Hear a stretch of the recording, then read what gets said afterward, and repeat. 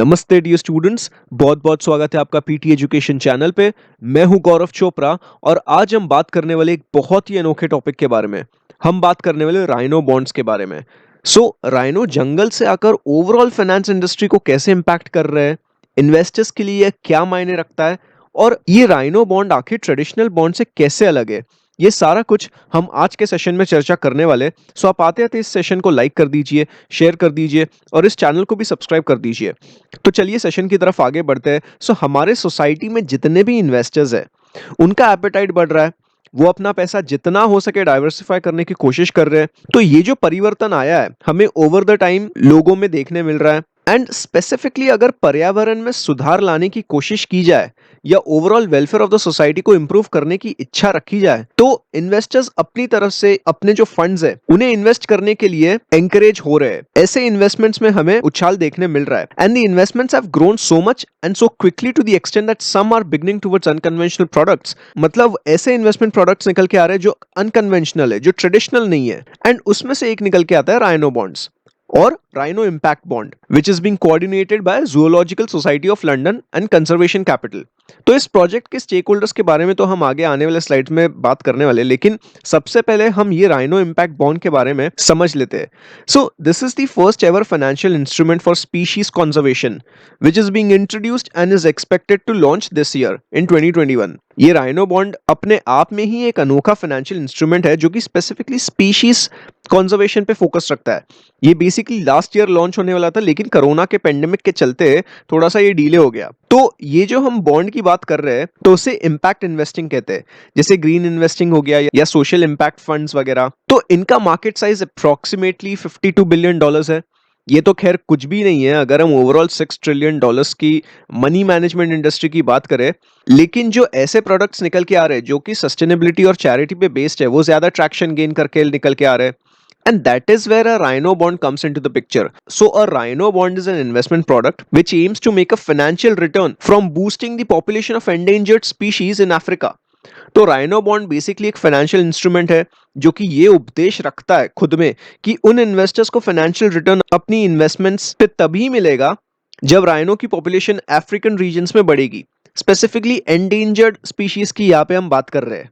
तो सवाल ये उठता है कि क्या ये एक्चुअली बॉन्ड के जैसे काम करता है। तो सबसे पहले आप बॉन्ड समझ लो कि बॉन्ड क्या होता है। बॉन्ड बेसिकली एक कॉन्ट्रैक्ट होता है जो बोरोर लेंडर्स को इशू करता है। एक पेपर का डॉक्यूमेंट होता है जो कि बोरोर की तरफ से आता है कि आप मुझे पैसा दे दो कुछ वक्त के लिए, 3 साल 4 साल 5 साल वगैरह, कुछ भी मैच्योरिटी हो सकती है, और मैं आपको यानी लेंडर को और for that matter bond purchaser को जो बॉन्ड खरीदता है, एक फिक्स्ड कूपन या फिक्स्ड इंटरेस्ट या फिक्स्ड इनकम हर महीने दूंगा या हर साल दूंगा वगैरह, depending on the terms and conditions of the contract. और मैच्योरिटी पे जो कैपिटल आपने मुझे दिया है, जो मैंने आपसे कैपिटल बोरो किया है, वो मैं आपको वापस लौटा दूंगा। तो आपको आपका इंटरेस्ट भी मिल गया और आपको आपका कैपिटल भी मिल गया। तो क्या राइनो बॉन्ड इस स्ट्रक्चर से मेल खाता है? ट्रेडिशनल सेंस में तो ये मेल नहीं खाता। मतलब it follows a specific structure which is a structure of social impact bond. ये सोशल इम्पैक्ट बॉन्ड्स का लक्ष्य सोशल इश्यूज को सॉल्व करना रहता है। It could be any social issues ranging from tackling variety of social ills, गरीबी, homelessness, poverty, development and education, और for that matter improving health issues और हेल्थ केयर सैनिटेशन। तो राइनो बॉन्ड के initiative को समझने से पहले ये इम्पैक्ट बॉन्ड का स्ट्रक्चर समझना जरूरी है।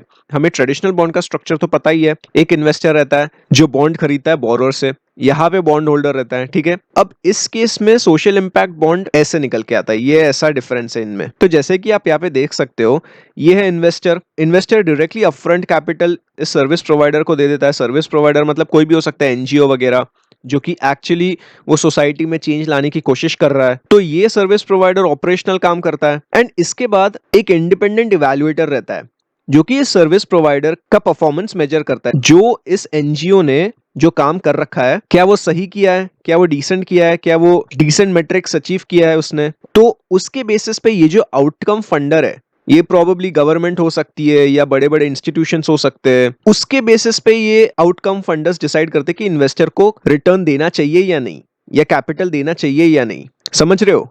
तो इसे अभी मैं थोड़ा सा और प्रिसाइज बनाने के लिए कोशिश कर रहा हूं, इसीलिए मैंने ये फ्लो चार्ट आपके रेफरेंस के लिए वापस लगा दिया है। अब यहाँ पे इन्वेस्टर है, इसने अपफ्रंट फंडिंग दे दी एनजीओ को या सर्विस प्रोवाइडर को, जो भी है। उसके बाद ये अपने काम पे ध्यान देता है, कंजर्वेशन कंजर्वेशन ऑफ स्पीशीज हो गया या कुछ भी हो गया, जो भी सोशल इश्यूज को टैकल करना है या उसे सॉल्व करना है या उसे बेहतर बनाना है, वो उस पे काम करता है।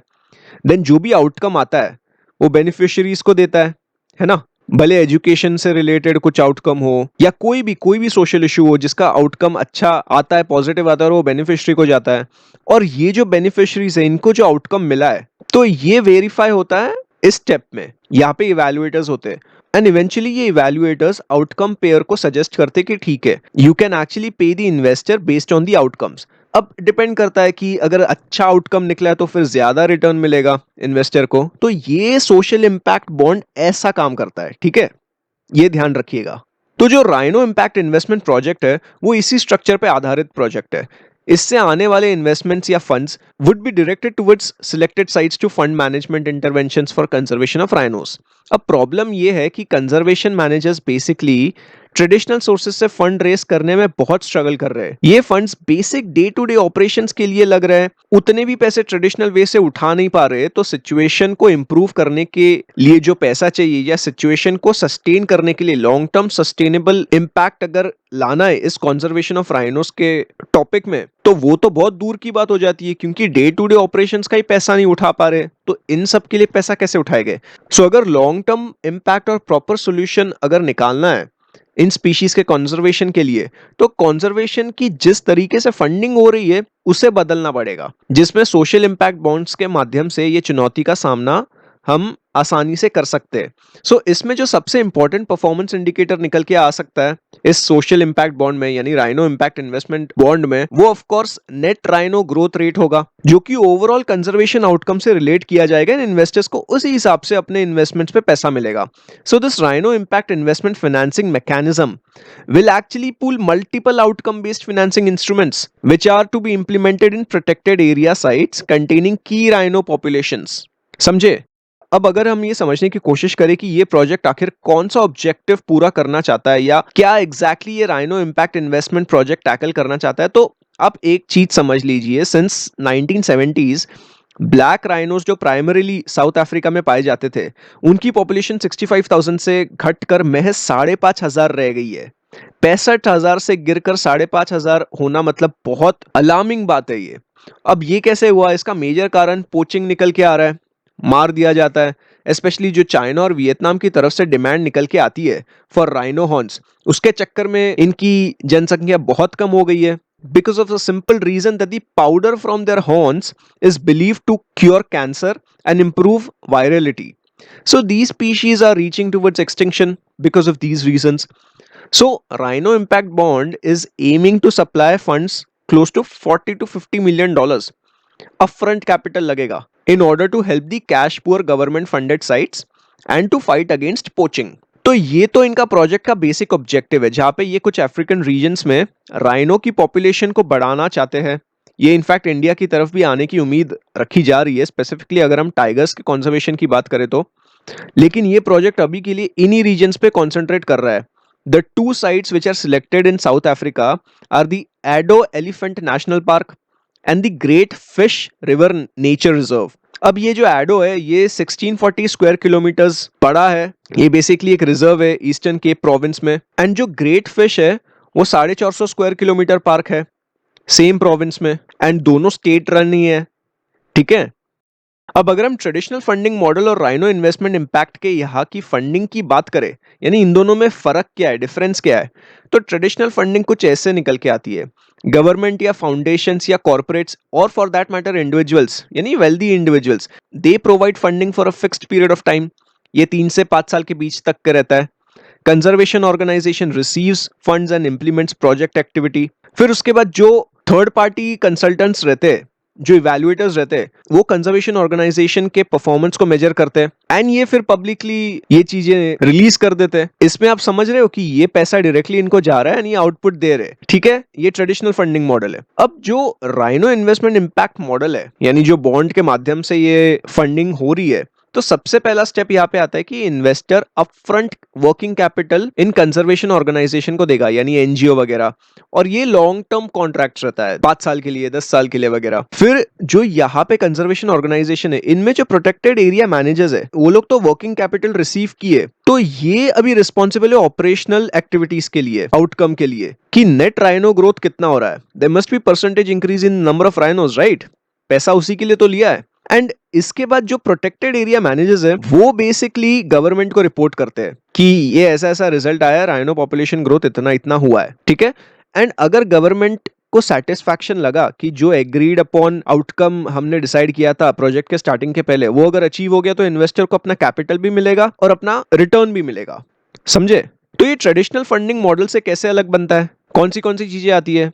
First of all, it is an outcome based approach. मतलब अगर डिजायर्ड आउटकम अचीव होगा तो ही इन्वेस्टर को पैसा मिलेगा एंड रिटर्न मिलेगा, नहीं तो रिटर्न तो छोड़ो, कैपिटल तो वाइप आउट ही हो जाएगा। दूसरा है कि क्योंकि यहाँ पे प्राइवेट फंडिंग कैपिटल इन्वॉल्व है, तो इसे फिर ज्यादा सीरियसली लिया जा सकता है। प्राइवेट इन्वेस्टर्स का इसमें कैपिटल इन्वॉल्व है एंड डोनर का टेंशन भी कम हो जाता है रिलेटिवली। अगर डोनर डायरेक्टली किसी चैरिटी में अपना पैसा डाले, वो तो बस आउटकम का प्रेडिक्शन पे ही पैसा देता है ना, लेकिन यहाँ पे डोनर आउटकम के बेसिस पे पैसा देगा। तो दोनों बहुत अलग चीज है, प्रेडिक्शन अलग है और आउटकम यानी फैक्चुअली बेस्ड आउटकम अलग चीज है। समझे? और आखिरी जो डिफरेंस निकल के आता है वो है, इस मॉडल में सभी एक साथ काम करते हैं, like it's a win win situation for all. Donor जो होता है, जो पैसा डिस्बर्स करने वाला है, वो अपना पर्पस पूरा करता है, वो गवर्नमेंट भी हो सकता है, वो कोई बड़ा एनजीओ भी हो सकता है। इन्वेस्टर्स को भी अपने रिटर्न से मतलब है, they would do their best to achieve this goal, भले उनको अपने लाइफस्टाइल आदतों में ही क्यों नहीं चेंजेस लाने पड़े, वो लोग तो करेंगे, उनको रिटर्न से मतलब है। एंड जो सर्विस प्रोवाइडर है, यानी एनजीओ हो गया या कोई भी कंजर्वेशन मैनेजमेंट प्रोफेशनल हो गए, उनका तो ये काम ही बनता है, ये सब चीजें सही ढंग से करना, उनका तो जॉब है ये। तो ये जो कॉन्ट्रैक्ट है, ये तीनों को जोड़ के रखता है, जो कि बहुत इंपॉर्टेंट है किसी भी सोशल इशू को सॉल्व करने के लिए। तो आखिर हम ट्रेडिशनल फंडिंग को प्रेफर क्यों नहीं कर रहे हैं? क्या चैलेंजेस निकल के आते हैं इस ट्रेडिशनल फंडिंग मॉडल को लेके? तो सबसे पहले ये तो शॉर्ट टर्म कॉन्ट्रैक्ट्स होते हैं, माने क्योंकि इनका शॉर्ट टर्म नेचर के चक्कर में फंडिंग की सिक्योरिटी बहुत शॉर्ट पीरियड ऑफ टाइम के लिए रहती है, तो इसमें इरेगुलर या डिले ट्रांसफर ऑफ फंड्स का रिस्क आ जाता है, और इनफैक्ट होता भी है। पैसा लेट डिसबर्स होता है, वो वहां कंजर्वेशन स्पीसीज कम हो रही है और यहाँ पे फंडिंग डीले पे डीले हो ही जा रही है, तो क्या फायदा फिर वो बाद में फंडिंग लाने का? तो मैनेजर्स पे ये रेस्ट्रिक्शंस लग जाता है कि वो इमीडिएट एक्शन नहीं ले पाते। उन्हें इमीडिएट एक्शन लेना उस टाइम जरूरी लगता है, पर वो नहीं ले पाते पैसों के चक्कर में, फंडिंग के चक्कर में। They have to respond to the rapid changes in threats, right? तो फंडिंग देरी से आ रही है तो डिसीजन भी देरी से ही लिया जाएगा, और फिर ज्यादा ही देरी हो गई तो जो इम्पैक्ट बनाने का पर्पस है वो लॉन्ग लास्टिंग नहीं रहेगा, वो शॉर्ट टर्म के लिए रहेगा। अच्छा ठीक है, करने के लिए कर दिया, for the sake of doing it. And more over, ये शॉर्ट टर्म कॉन्ट्रैक्ट्स क्योंकि कम टाइम के लिए रहते हैं, तो डिसीजंस जो बड़े बड़े लिए जाते हैं या लिए जाने चाहिए, उसे सेटल होने में, उसे प्रॉपर इंप्लीमेंट होने में वक्त लगता है। शॉर्ट पीरियड ऑफ टाइम में तो होगा नहीं, एक रात वाला खेल है नहीं है कि आज डिसीजन लिया और कल रिजल्ट्स आना चालू, नहीं ना। So it basically takes time to institutionalise. Next challenge we have is the shortage of funds. अब जैसे कि मैंने पिछले साइड्स में भी कवर किया है, मैनेजर्स या conservation professionals funding shortage face कर रहे हैं। The conservation for species is facing a huge funding gap which is estimated to be about close to 300 to 400 billion dollars of funding gap per year. और अगर funding आएगी ही नहीं तो conservation planning और implementation कैसे होगी? ऑपरेशनल खर्चे तो होते ही है ना, सैलरीज देनी रहती, ऑफिस चलाना रहता है, ऑफिस के खर्चे अलग रहते हैं। And last challenge which is the most important one would be the lack of capacity for adaptive management, यानी जो भी एलिमेंट्स एरिया मैनेजर्स के पास होने चाहिए थ्रू ट्रेडिशनल फंडिंग मॉडल, वो मिसिंग है। ग्राउंड लेवल तक तो दिक्कत आती है ना। So many protected areas they remain hampered by a failure to take holistic and evidence based approach to management planning. अब मैंने आपके लिए एक और फ्लो चार्ट आपके रेफरेंस के लिए लगा दिया है, ये राइनो इन्वेस्टमेंट इम्पैक्ट प्रोजेक्ट के इसमें। तो यहाँ पे जो इन्वेस्टर्स है ये अपफ्रंट कैपिटल देते इसे राइनो इम्पैक्ट पार्टनरशिप को, ये पोर्टफोलियो मैनेज करते, ये बराबर से फिर साइट मैनेजर्स को देते, बहुत सारे साइट मैनेजर्स होते हैं ना, तो ये बराबर से एलोकेट करते हैं। फिर साइट बेस्ड एक्शंस के रिजल्ट्स 8-10 सालों में देखने को मिलेगी, ठीक है। तो राइनो पॉपुलेशन का जो डिजायर्ड आउटकम है वो कितना आएगा, वो यहां से फिर पता चलेगा। आउटकम फंडर्स जो रहेंगे, अगर उनके मुताबिक ये सही रहा तो कैपिटल तो उन्हें रिटर्न किया ही जाएगा, ऊपर से 5 to 10% internal rate of return भी मिलेगा, यानी rate of return basically IRR वही होता है। अब इसमें स्टेक होल्डर्स देखते हैं कौन कौन निकल के आते हैं। ये जीएसएल है, इंप्लीमेंटिंग एजेंट रहेगा जो एक्चुअली राइनो पॉपुलेशन को बढ़ाने की कोशिश करेगा। United for wild life and the royal foundation of the Duke and duchess of Cambridge and Prince Harry, इनका ये बेसिकली इनिशिएटिव है rhino impact investment project. Global environment facility basically इस project का प्रिंसिपल एंड पॉसिबल पे out disburse करेगा। Global environment facility यानी GEF, this institution has actually received donations from more than 40 countries and was formed ahead of the rhino earth summit in 1992। And अगर consulting की बात करें यानी implementation support, technical conservation या conservation finance और for that matter legal aspects पे consulting, तो ये सभी देने वाले, ये सभी देखे गए यहाँ पे। Credit Suisse, DLA Piper, fauna and flora international वगैरह, ये सभी है, आप पढ़ लीजिएगा। अब अगर हम इसके प्रोज एंड कॉन्स की बात करें ये मॉडल की, specially for investors and donors, end of course हम लोग एनजीओ की भी बात करेंगे, तो इन्वेस्टर्स के साइड से प्रोज ये सभी निकल के आते हैं। इन्वेस्टर्स एक तरीके से कंजर्वेशन सपोर्ट करेगा, अगर ये प्रोजेक्ट सफल होगा तो उन्हें अपनी इन्वेस्टमेंट्स पे तो मॉनेटरी रिटर्न मिलेगा ही, ऊपर से सोशल रिटर्न भी मिलेगा, है ना। वो लोग भी तो सोशल रिटर्न का बेनिफिट ले गई ना। कॉन्स की अगर हम बात करें तो ऑफ कोर्स इसमें रिस्क तो होता ही है। Investors may actually lose part of his capital और at the worst all of the capital would be wiped out if the project is not successful. और अगर हम प्रॉफिट्स की बात करें इन्वेस्टर पॉइंट ऑफ व्यू से, तो ये आइडली बहुत कम होता है कंपेयर टू ट्रेडिशनल इन्वेस्टमेंट्स। लेकिन आज के टाइम में ऐसे सोशल इम्पैक्ट बॉन्ड्स निकल के आ रहे हैं जो बहुत अच्छा रिटर्न दे रहे हैं। हम नेक्स्ट स्लाइड में इसके बारे में देखेंगे। अगर हम डोनर्स की बात करें प्रोस की, तो पैसा तो वेस्ट बिल्कुल ही नहीं होगा। अगर सफल होगा तो ही पैसा डोनेट करना पड़ेगा ना, नहीं तो मत करो। एंड मोर ओवर जो सर्विस प्रोवाइडर है यानी एनजीओ वगैरह, वो प्रोजेक्ट को देखते हैं, मॉनिटर वो करते हैं, तो इनके सर का जो टेंशन है वो कम हो जाता है। अब कौन इसमें क्या है कि अगर प्रोजेक्ट सक्सेसफुल होता है तो थोड़ा सा एक्सपेंसिव बन जाता है ये अरेंजमेंट। कैपिटल तो इन्वेस्टर्स को लौटाना पड़ता ही है, ठीक है, ऊपर से रिटर्न्स भी देना पड़ता है, ऊपर का 5 to 10% जो भी रिटर्न होगा। लेकिन ये डोनर्स को ऊपर का जो 5-10% है उससे कुछ फर्क नहीं पड़ता in my opinion, because these are wealthy investors. Now if we talk about the pros and cons for NGOs, NGOs तो ब्रेक इवन पे काम करता है ना, वो प्रॉफिट थोड़ी लेता है या लॉस थोड़ी लेता है, वो तो बस अपना काम करता है, उसे प्रॉफिट से कोई मतलब नहीं है, उसे लॉस से भी कोई मतलब नहीं है, ब्रेक इवन पे काम करता है, वो जितना कॉस्ट उतना ही रेवेन्यू आता है, सिंपल। अब अगर हम बात करें कि क्या ये बॉन्ड सेल्फ सस्टेनिंग बन सकता है, तो इस प्रोजेक्ट में जुड़े हुए एक्सपर्ट्स का मानना है कि ये बॉन्ड एक्चुअली सेल्फ सस्टेनिंग बन सकता है, यानी खुद ही पैसा अपने लिए कमा सकता है। यानी once the rhino bond is up and running, it can actually generate revenue streams such as eco tourism created by the conservation of rhinos. मतलब राइनो साइट्स बनाई जा सकती है, उससे पैसा आ सकता है, लोग आएंगे देखेंगे राइनोस को। कॉस्ट सेविंग्स भी की जा सकती है by installing fire bricks so that the damage would be reduced which would be caused by the wildfires।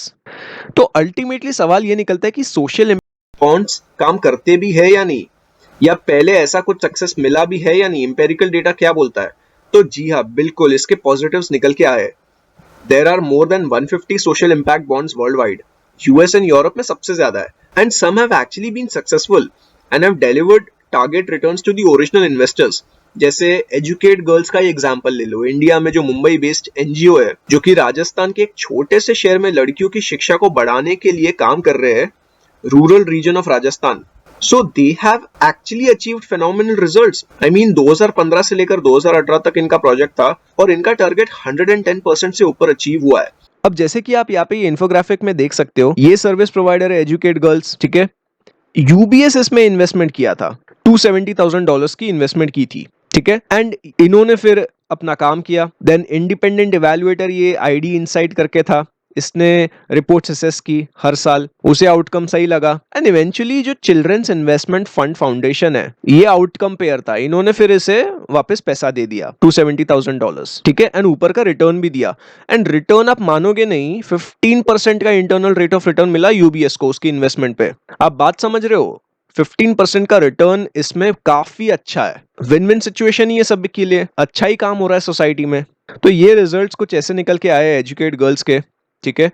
Learning target और एनरोलमेंट टारगेट यहाँ पे बहुत अच्छे नंबर से अचीव हुए, 160% of the final learning target and 116% of the final enrolment target. ये राजस्थान का एक छोटा सा गांव है, भिलवारा करके, यहाँ पे ये प्रोजेक्ट चलाया जा रहा था। बाकी के we have Colombia workforce social impact bond, जो कि 2017 मार्च में लॉन्च किया गया था। ये जो बॉन्ड है ये बेसिकली फोकस करता है स्किल्स एंड ट्रेनिंग पे, for vulnerable unemployed people who are living in Bogota, Cali and Pereira. तो ये बेसिकली कोलंबिया के शहर है, ठीक है। And this bond actually offers a range of employment support, जैसे skills training, therapy and job centres वगैरह, ये सब इसमें निकल के आता है। और इसमें जो डोनर निकल के आता है वो कोलंबियन गवर्नमेंट निकल के आ रहा है। Then we have Social Finance Israel, which is basically focused in enhancing math achievements for Bedouin youth। जो हाई स्कूल स्टूडेंट्स हैं उनका परफॉर्मेंस बढ़ाना है। तो ये 6 साल का प्रोजेक्ट है। It has a target capital raise of 14.8 million Israeli shekels from several investors। Last यहाँ पे इंक्लूसिव यूथ एम्प्लॉयमेंट पे फॉर परफॉर्मेंस प्लेटफॉर्म बॉन्ड निकल के आता है। ये साउथ अफ्रीका ने लॉन्च किया है, जो कि 2018 में लॉन्च किया गया था। And it was basically launch to tackle the country's high youth unemployment rate. तो इस बॉन्ड ने करीब 2.42 million euros upfront capital raise करने में सफलता हासिल की थी। एंड एक ही साल के अंदर इसने अपना टारगेट अचीव कर लिया, placing 600 young people in jobs between April 2018 and December 2018। तो ऐसे सब सोशल इंपैक्ट बॉन्ड्स यहाँ से निकल के आ रहे हैं। This was all about Rhino bonds, Rhino impact investment bonds. If you like this video, make sure you hit that like button. Share this video with your like-minded friends and colleagues. और अगर आपका कोई सवाल या सुझाव हो तो उसे कमेंट सेक्शन में जरूर बताइए। वेल, रैप अप करने से पहले let me remind you, we are happy to welcome you to the best course on economy which is starting from 8th of this month. Great combo offer of 4. Very affordable premium current affairs available on YouTube and PD website. An excellent annual GK compilation 2020 is ready. Buy now from the bookstore.